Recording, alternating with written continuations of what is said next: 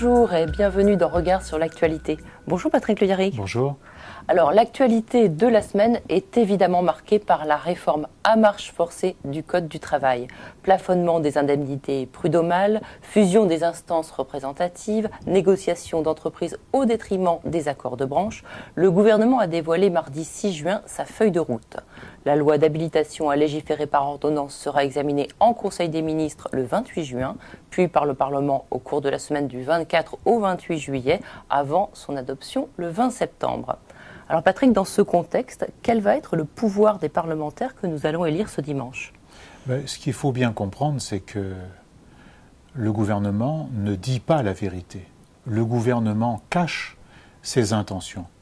Il a été publié dans plusieurs journaux des notes de travail qui en fait reprennent le projet de loi initial du printemps précédent, ce qu'on a appelé la loi El Khomri, qui évidemment n'est pas passée dans son intégralité parce qu'il y a eu un mouvement, parce que les députés du Front de gauche et une partie des députés socialistes s'y sont opposés, donc ils ont été obligés de le raboter, mais ceci revient avec force. Et donc, il y a là quelque chose dont les électrices et les électeurs doivent s'emparer, sur lesquels ils doivent réfléchir.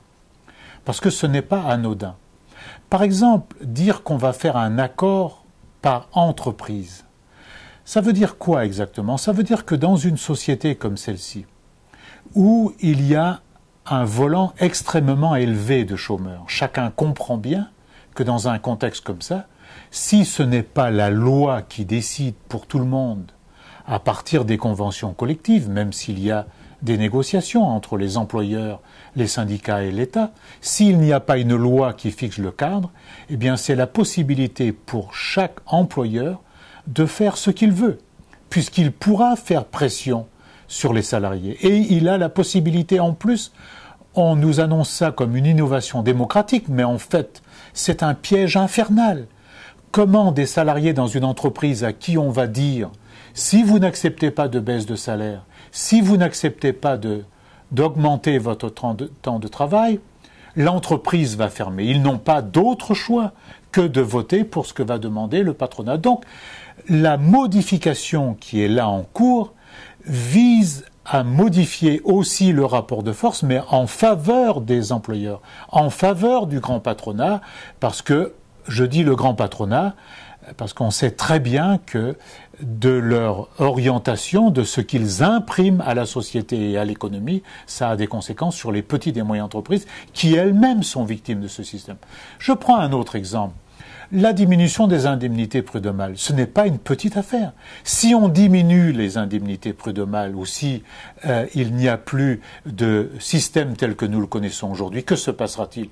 Eh bien, ça ne deviendra pas cher de licencier. Or, de licencier abusivement en l'occurrence. Abusivement ou pas, parce qu'on pourra utiliser n'importe quel argument pour dire, eh bien, j'en licencie 10, 15, 20, 50, et je préfère payer des indemnités qui, évidemment, seront abaissées dans le cadre d'un rapport de force nouveau. Donc, ce qu'il faut, c'est ne pas donner un blanc-seing au Parlement, au président de la République. Si au Parlement, le président de la République, il commande l'ordre du jour du Parlement, il commande dans les 3-4 mois, parce qu'on dit il y a de nouveaux visages, mais la réalité, ce n'est pas le problème des nouveaux visages. La question qui est posée à chacune et chacun d'entre nous, c'est quelle politique on va mettre en œuvre. Et on sait très bien que plus il y a de nouveaux, plus on va les rendre dépendants du pouvoir central. De surcroît, il y a un argument qui sera utilisé contre un parlementaire d'En Marche. On lui demandera toujours « Toi, qui t'as fait roi ?» Donc jamais il ne pourra voter contre, il votera pour toutes les dispositions les plus négatives. Donc les électrices et les électeurs, dans un souci de pluralisme, dans le souci d'être protégés, dans le souci de rééquilibrer nos institutions et ce scrutin majoritaire à 2 tours qui donne une prime au président élu, c'est de rééquilibrer ça en ne se dotant des députés du Front de gauche, des députés de gauche qui n'accepteront pas ce qu'on veut imposer dès les semaines et les mois qui viennent. Alors, autre sujet important dont on ne mesure peut-être pas la portée, la suppression des cotisations sociales et le renforcement de la CSG, qui est payée notamment par les chômeurs et les retraités. Les principaux perdants de cette réforme fiscale seront la majorité des retraités, ceux qui touchent 1 200 € par mois ou plus. Alors, par contre, les dividendes seront épargnés grâce à un prélèvement forfaitaire unique de l'ordre de 30%, plus avantageux qu'actuellement. Derrière cette mesure, qui certes augmentera le salaire net des salariés du privé, il s'agit de dynamiter le système actuel de financement de la sécurité sociale et de l'assurance chômage. Alors Patrick, quels sont les dangers de cet abandon du principe de solidarité ? La question qui est posée et que tout le monde veut cacher, c'est que c'est dans l'entreprise qu'on crée de la richesse. C'est le travail humain qui permet de créer la richesse, mais aussi de la plus-value, de la valeur ajoutée. La question est de savoir à quoi sert cette valeur ajoutée et cette plus-value produite. Cette plus-value sert-elle à rémunérer les actionnaires ou sert-elle aux investissements de demain, à la formation des salariés, à la rémunération des salariés? Comme le président de la République actuelle ne veut pas d'une autre répartition des richesses, c'est-à-dire il ne veut pas que l'augmentation de la plus-value bénéficie aux salariés et aux investissements qui seraient créateurs d'emplois, eh bien il invente un chemin de traverse en disant je vais vous donner du salaire, mais je vais vous donner du salaire en diminuant les cotisations sociales. Mais la cotisation sociale est un salaire différé. La cotisation sociale, c'est ce que paye l'employeur et ce que paye le salarié sur le travail réalisé, mais pour son assurance maladie, pour ses congés payés, pour sa retraite de demain, pour se protéger en fin de compte. Or, c'est l'astuce qui a été trouvée pour une fois de plus protéger les détenteurs du capital. Ça, c'est également une question fondamentale qui est posée à chacune et chacun. Je ne crois pas qu'il faille, pour un salarié aujourd'hui, pour un chômeur, pour quelqu'un qui est dans la précarité, je ne crois pas que le bon choix pour lui soit d'appuyer cela. Parce que, en apparence, il peut avoir une petite augmentation de sa rémunération demain, mais laquelle augmentation de rémunération sera de toute façon avalée parce qu'elle ne sera pas revalorisée au fil des mois et des années, mais surtout, au bout du bout, on perdra en sécurité sociale.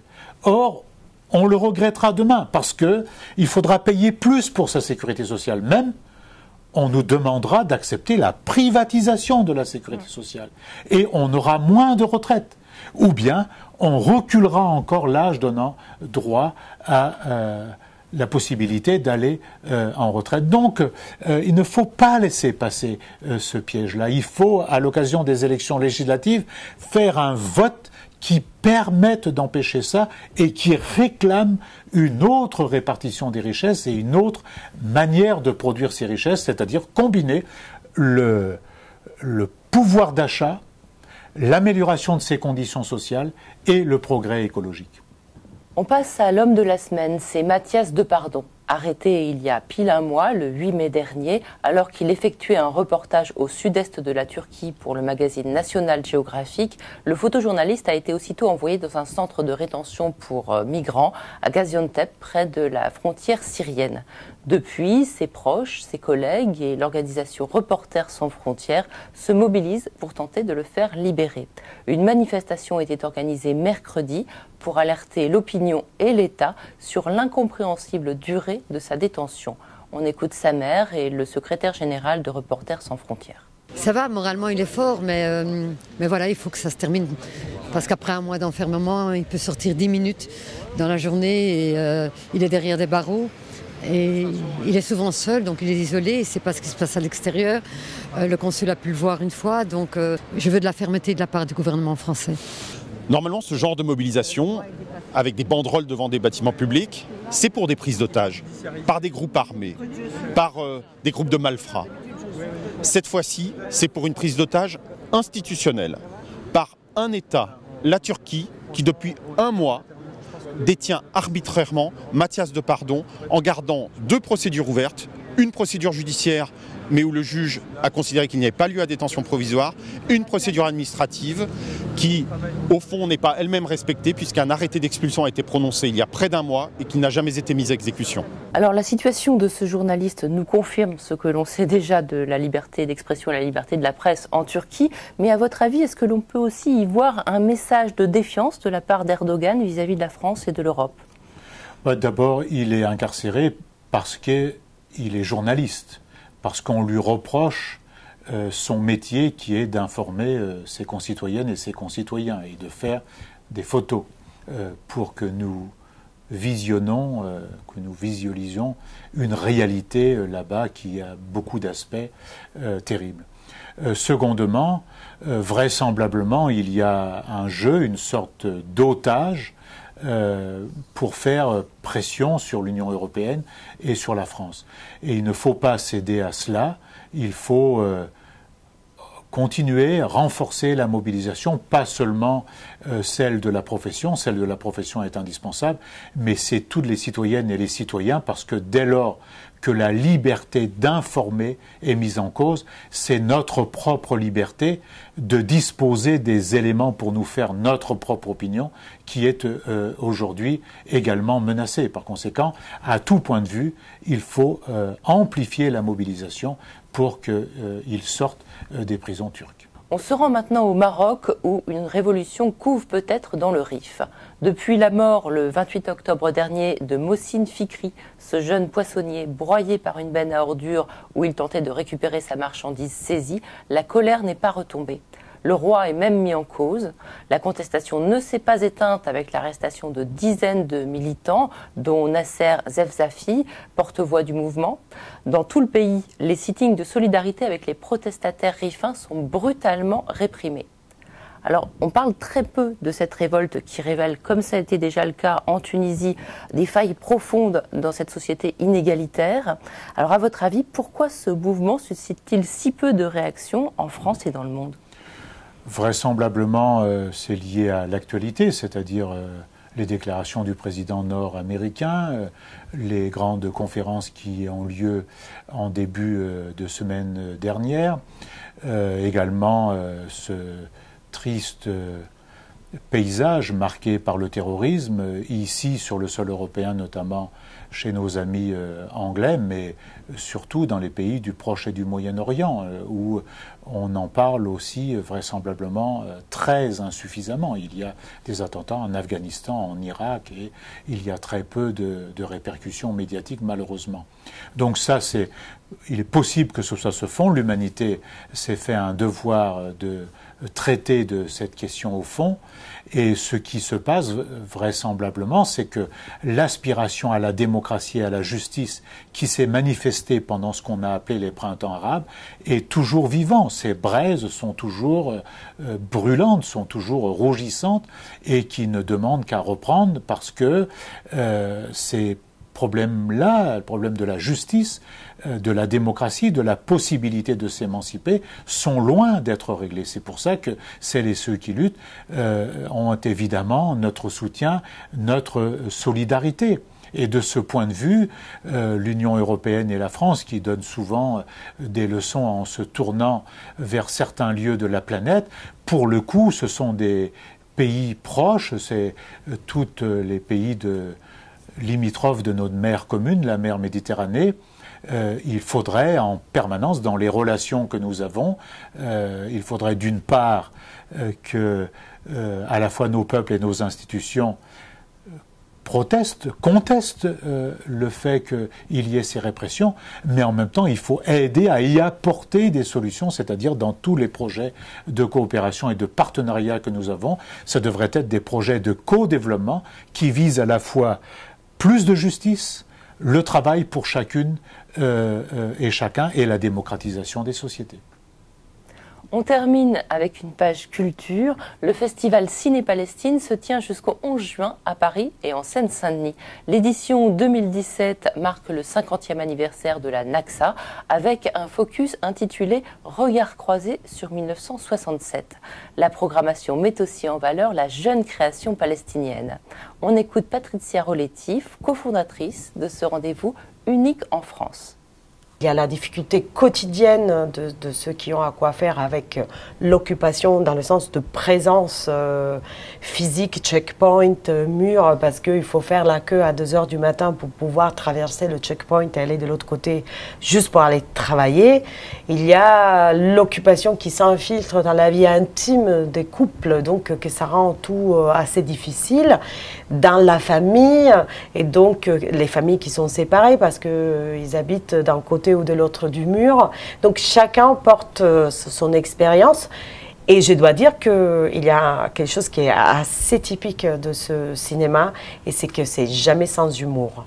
Il y a un humour typique palestinien qui est génial. Et même quand on a la larme qui commence à couler, il y a un petit moment ironique qui fait que toute la situation remonte. Et ça, c'est vraiment typique de ce cinéma. Il y a un focus sur l'anniversaire de la Nakba, c'est-à-dire le 50e anniversaire, on l'a évoqué tout à l'heure, de la guerre de 67, la guerre des 6 jours, qui a amené encore plus d'occupation. L'idée, c'est de donner un éclairage historique sur cette occupation ?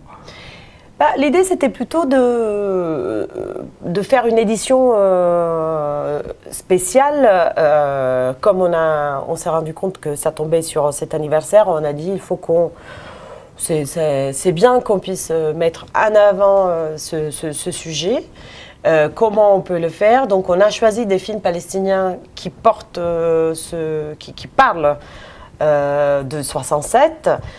En particulier 2 documentaires, Off Frame Aka Revolution Until Victory, dont le réalisateur s'appelle Mohanad Yacoubi, qui est aussi un producteur palestinien. Il a une société de production qui s'appelle Idiom Film, et Perpetual Recurrences de Rim Shilleh. C'est 2 documentaires expérimentaux, en fait, assez particuliers, où on voit ce gros boulot de collage, parce que c'est un documentaire créé avec un montage d'images, d'archives des années tournées entre les années 67 et 72, qui étaient des années où le cinéma palestinien était un cinéma révolutionnaire, militant, qui suivait l'organisation pour la libération de la Palestine, et ça jusqu'à qu'ils ont dû quitter le Liban.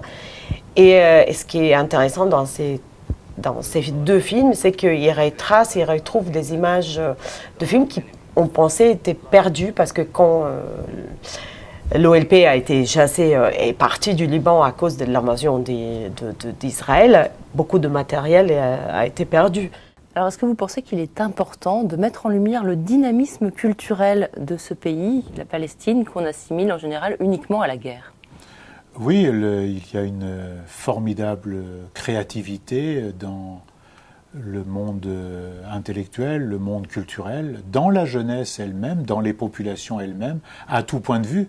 C'est de la créativité dans l'action, dans le travail, dans la façon de produire, de dire, de raconter un certain nombre d'événements. Il y a de grands poètes en Palestine, de grands cinéastes, des musiciens de grande qualité, dont certains coopèrent ici avec des formations, notamment l'orchestre d'Angers, Al-Kalamantanchi.